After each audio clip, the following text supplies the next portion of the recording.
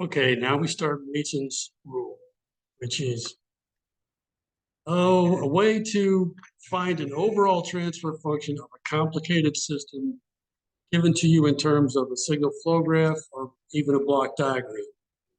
We'll get into the block diagram versions later.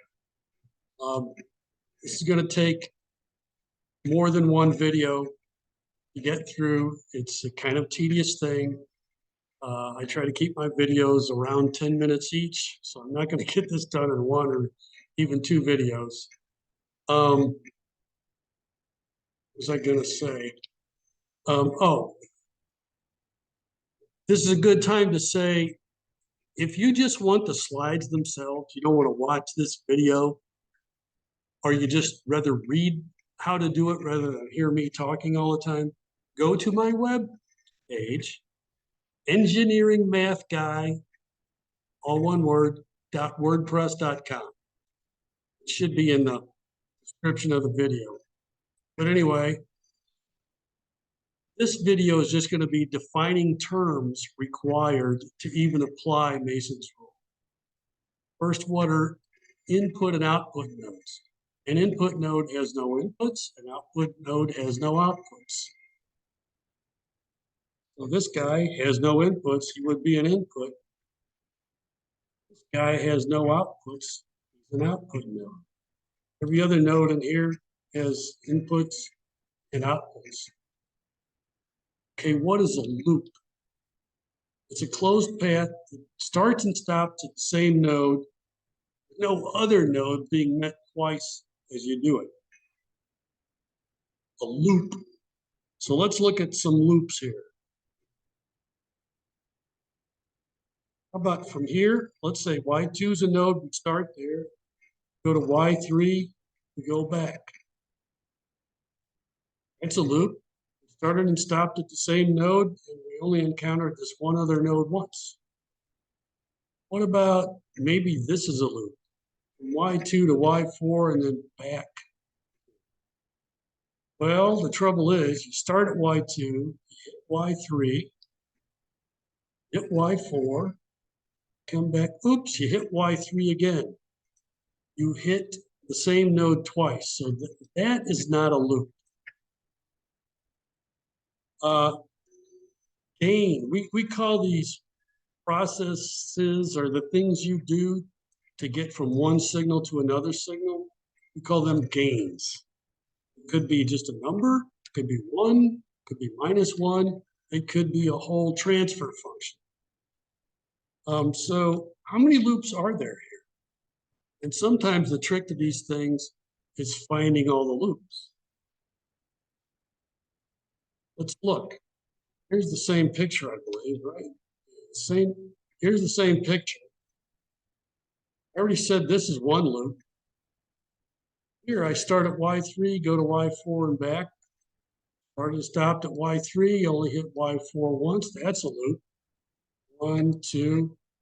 This little guy here, he just starts and stops and doesn't hit any of the nodes. That's a loop. Let's see.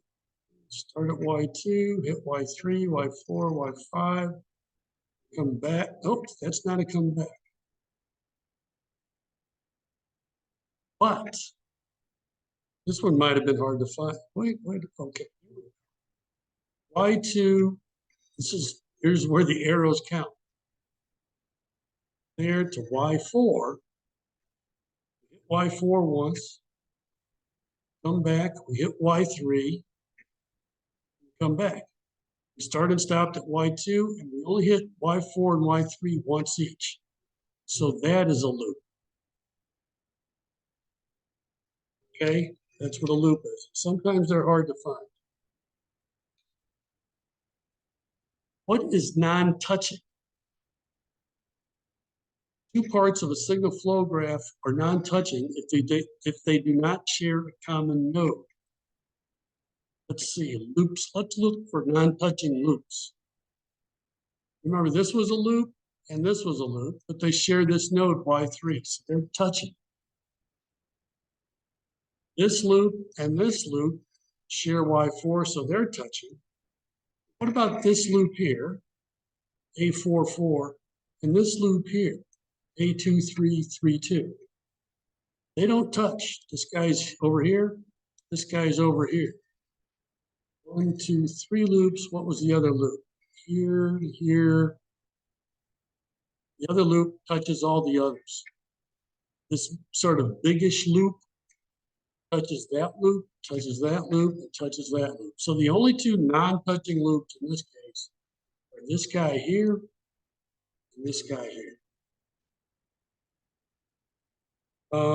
By the way, well, these are different graphs. Here, see this Y2 and this Y3? There's just a gain of 1 between them. You might think Y3 is the same as Y2, so you could just collapse them, but you can't do that. Because then you would suddenly see, you've got a loop here, and you've got a loop here. Right now, they're not touching. If I just collapse these guys, they're suddenly touching. I don't have the same signal flow graph. So you can't do that. It might be tempting. It looks like, well, all I'm doing is multiplying by 1, the same signal then, right? And not quite. So don't do that. These two signal flow graphs are not the same signal flow graph. Still doing definitions. What is a forward path? It starts at an input node and ends at an output node, and with no other node traversed more than once. So let's see. Let's look for forward paths. I've got Y1 to Y2 straight on through. That'll work. I only hit these little nodes once each. What else? Go from Y1 to Y2 and then over to Y4 and Y5 and out. That'll work. Hit every node once on the way through. And then there, we hit the one node once. So Y1 to Y2 and then all the way around the bottom to Y5. So those are 3 forward paths. If I try anything else, I'm going back and hitting the same nodes again. So in this case, there are 3 forward paths. And we can talk about them touching also. Do those forward paths touch loops? Let's see. One all the way through touches every loop. Here, that's going to touch every loop. This loop, it has that node. This loop, it has that node. This loop, it has that node. Let's see, the other loop, it touches all those nodes. What about this forward path from Y1 to Y2 all the way around to Y5? Let's see, that touches this loop because it touches this node. It doesn't touch either of these loops. So this forward path 3, this A12, A25 forward path does not touch the A44 loop or the A3443. All right, I just defined a bunch of terms. Next video, we'll put all that together into the formula to find the transfer function of the overall signal flow graph.